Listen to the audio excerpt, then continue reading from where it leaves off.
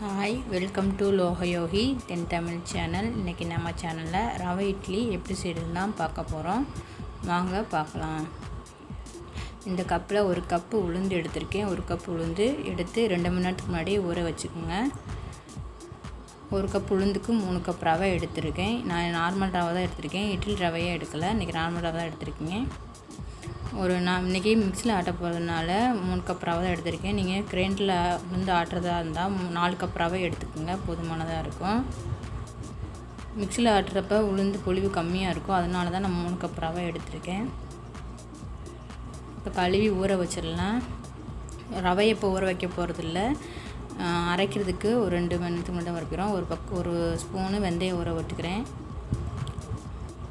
அரைக்கிறதுக்கு 10 நிமிஷத்துக்கு முன்னாடி, உளுந்து அரைக்கிறதுக்கு 10 நிமிஷத்துக்கு முன்னாடி இப்போ ரவையை ஊற வச்சுருக்கேன். இப்போ உளுந்தை வந்து அரைச்சிக்கலாம்.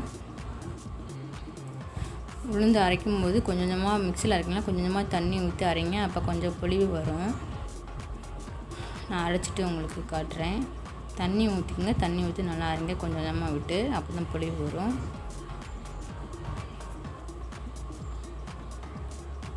இப்போ அரைச்சிட்டேன். இப்போ ஊற வச்சுருக்கிற ரவையை இந்த உளுந்தில் சேர்த்துட்டு ஒன்றா மிக்ஸ் பண்ணிக்கலாம். தேவையான அளவு உப்பு போட்டு நல்லா மிக்ஸ் பண்ணிக்கோங்க.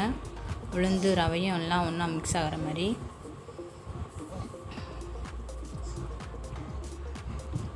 நல்லா மிக்ஸ் பண்ணிக்கோங்க, இல்லைன்னா ரவையும் உளுந்தும் மிக்ஸ் ஆகாமல் இருக்கும்.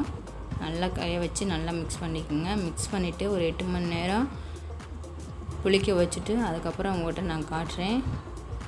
நல்லா மிக்ஸ் பண்ணிவிட்டேன். இப்போ ஒரு தட்டு போட்டு மூடி வச்சுட்டு 8 மணி நேரம் அப்படியே வச்சிடலாம். 8 மணி நேரம் கழித்து உங்கள்கிட்ட காட்டுறேன்.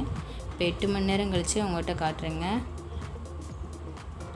பாருங்கள், நல்லா மாவு நல்லா புளிச்சிருச்சு.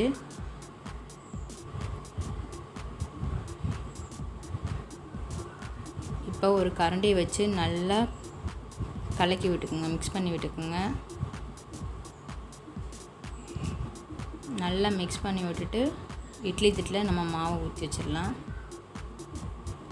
இட்லி தட்டில் மாவு லேசாக எண்ணெய் தடவிட்டு இட்லி மாவு ஊற்றிடலாம்.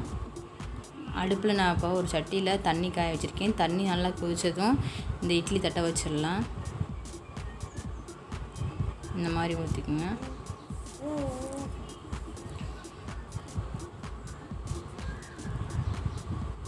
இது மாதிரி எல்லா இட்லி தட்டுலேயும் ஊற்றிக்கிறேன். 4 இட்லி தட்டு இருக்குது, 4 தட்டுலேயும் ஊற்றி வச்சுருவேன். 4 தட்டுலேயும் ஊற்றிட்டேன். இப்போ தண்ணி நல்லா கொதிக்கணும். நல்லா கொதி வந்ததுக்கப்புறம் இட்லி வச்சுக்கலாம். இப்போ கொதி வந்துருச்சு. இப்போ இட்லி தட்டு வச்சு ஒரு தட்டு வச்சு மூடி வச்சிடலாம்.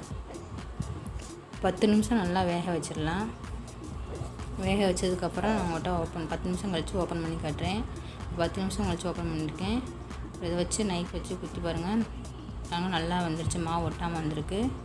இப்போ எடுத்துடலாம். ஒரு இட்லி மட்டும் எடுக்கிறது காட்டுறேன். ஒரு ஸ்பூனை வச்சு பின்னாடி பக்கம் பேக் சைடு வச்சு இந்த மாதிரி இது பண்ணி விட்டு எடுத்துருங்க. பாருங்கள், மாவு கீழே எதுவும் ஒட்டாமல் நல்லா சாஃப்டாக வந்திருக்கு. இட்லி நல்லா பஞ்சு போல் சாஃப்டாக வந்திருக்கு. நீங்களும் இந்த மாதிரி உங்கள் வீட்டில் செஞ்சு சாப்பிட்டு பாருங்கள். நல்லா சாஃப்டாக இருக்குது பாருங்கள். இந்த வீடியோ உங்களுக்கு பிடிச்சிருந்துச்சுன்னா லைக் பண்ணுங்கள், கமெண்ட் பண்ணுங்கள், சப்ஸ்கிரைப் பண்ணுங்கள். மறக்காமல் பெல் பட்டனையும் கிளிக் பண்ணிக்கோங்க.